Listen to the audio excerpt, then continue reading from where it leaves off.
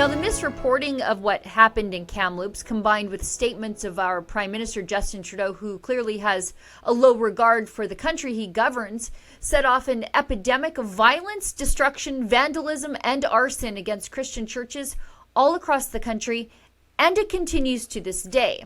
As you know, Ashley, we have put in place a security infrastructure program that partners with places of worship to be able to put in cameras and security systems to keep those institutions safe from what is unfortunately a rise of intolerance and racism and hatred that we're seeing across the country. And certainly we will continue to roll out those funds in partnership with community centers, religious institutions, and others that need that protection.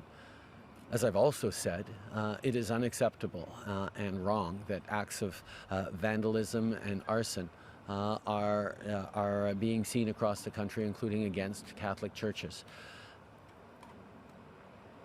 One of my reflections is I understand the anger that's out there against the federal government, against institutions like the Catholic Church. It is real and it is fully understandable given the shameful history that we're all becoming more and more aware of and engaging ourselves to do better as Canadians.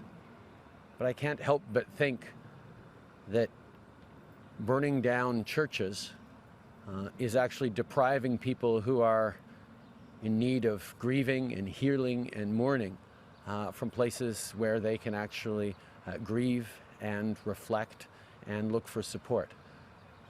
We shouldn't be lashing out at buildings that can provide solace to some of our fellow citizens, but we should be every day committing ourselves, each and every one of us, to the hard work we need to do to actually rebuild a path forward that reflects the terrible intergenerational trauma and present-day realities of suffering that we are all collectively responsible for. Now, one of the inconvenient facts for the sympathizers like Justin Trudeau of the church burners is that many of these churches are on reserve or serve Indigenous communities or Indigenous populations. You only have to look at this handy, however horrific list of burned and vandalized churches tabulated by our friends at True North to see just how many of these religious buildings are in Indigenous communities. When you live in a small town where the church is the place where people gather to mark the milestones of their lives, like births, weddings, and funerals, the cultural and historic damage done to your community when you lose your church is devastating and irreparable. And if you're targeting churches that are on reserve to be destroyed, and you're doing it in a systemic way across the country, and then the people who operate the system, who actually are the system, the Liberal and the NDP coalition, if they're not treating it with the significance and moral outrage that the damage to your community deserves, wouldn't you then call that systemic racism? I would hear that argument every single day of the week. Now, I want to show you this wild exchange that nobody really picked up on when it happened from back in June 4th to be precise. I recorded this clip when it happened, and then I never really got back to it because it's just little old me watching these committees and House of Commons sittings. I don't have an army of overpaid journalists and worker bees like they do at the CBC, so I never really got back to this clip until now. And once you watch it, it'll be clear to you why the mainstream media didn't pick up on it, because it's an absolute indictment of the robotic, progressive talking points of the Liberal-NDP coalition.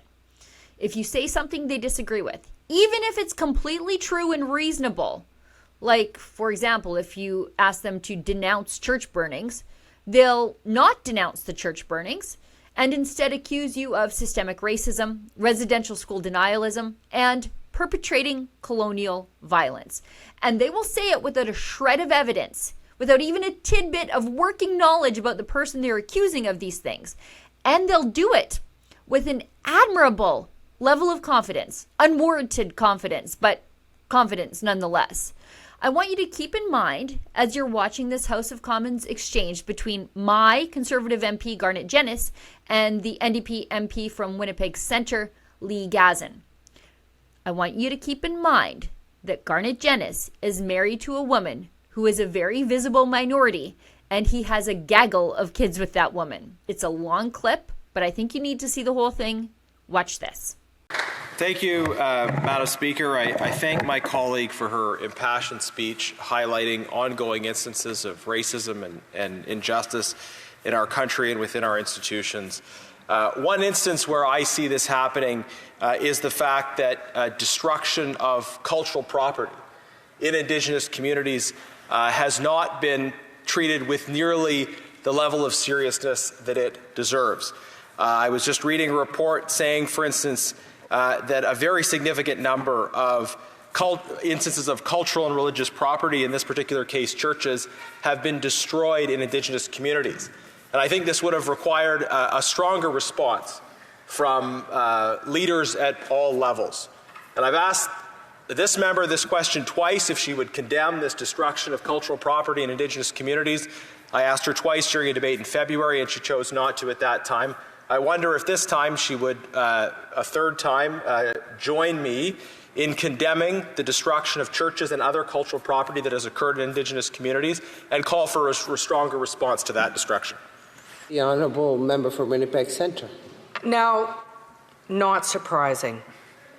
This member, every time we're talking about violence against Indigenous peoples, I mean, it's clear there's residential school denialists in his party. I'm assuming he is one of them. One of the last speeches that he gave. Is there a point of order here?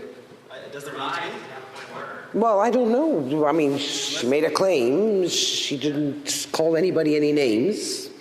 Specifically, she made a claim that... Madam Speaker, the member made an Yes? member made an outrageous, unfounded, and obviously false claim in the House, and I think she should be called to order for that. She didn't even claim she had any evidence for her statement. She just said, I suspect that this member may have particular views that he's never stated. Come on. We're starting into debate, and unfounded accusations are something that go around quite often in this chamber. I do advise members to be, very judicious with the words they choose. The honourable member for Winnipeg Centre. I know this member has very big feelings about Indigenous people.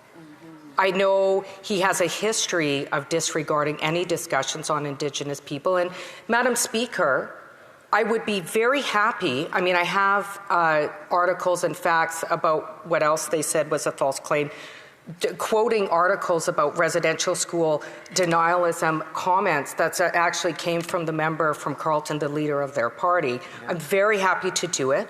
But getting back to the bill, the RCMP, and I know that the member, as I've said before, from Sherwood Park, Fort Lawn, Saskatchewan, has trouble controlling his toxic masculinity and often heckles in the House, but as he's doing right now.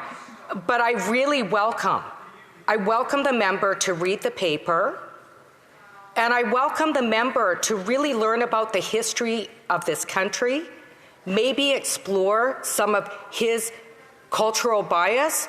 And we've gone way beyond the time for the comment and the answer. Questions et commentaires, questions and comments? The honourable member for Sherwood Park for Saskatchewan. Thank you, Madam Speaker. Look, very respectfully to the member, I asked a simple question, and the member didn't want to answer it. I've asked her twice previously. I guess I'll have a chance to ask her twice tonight. It's not a trick question. It's a very sincere question.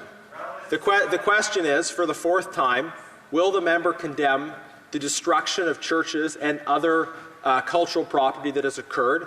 I see this as a form of violence and racism against Indigenous communities, that there's been many instances now of destruction of churches and other cultural property. If the member had condemned it, I wouldn't have asked the question a second time. Will the member condemn this? The honourable member for Winnipeg Centre. Thank you, Mr. Speaker. And I know he has trouble talking about the bill because it actually has to do with dealing with systemic racism, to address systemic racism and policing for Black, Indigenous, and people of color. It's unfortunate that at a time when we're talking about making systems better, that this member consistently chooses to talk about things that have no relevancy to the discussion, as he has in other debates. I would invite the member, Madam Speaker, to learn about the residential school system in Canada. I would be happy to go for coffee with him, and then maybe we can work through some of the colonial violence that he regularly perpetrates in this House. Thank you, Madam Speaker. Okay, those accusations are really beyond what is acceptable, and I would recommend, yes, an apology would be appreciated, because we are accusing other members of perpetrating, colonial violence, which is pretty strong in terms of wording. And I would be very grateful if there was measure in what is said. Oh, so now Lee Gazin wants to go for a coffee with a perpetrator of colonial violence? I mean, if she really thinks he's this perpetrator of dangerous colonial violence against Indigenous people, why does she want to go to Starbucks and be friendly with him? She'd love to take Garnet Jennis for coffee once she figures out that his riding is not Sherwood Park, Fort Lawn, Saskatchewan, but rather Sherwood Park, Fort Saskatchewan, Alberta.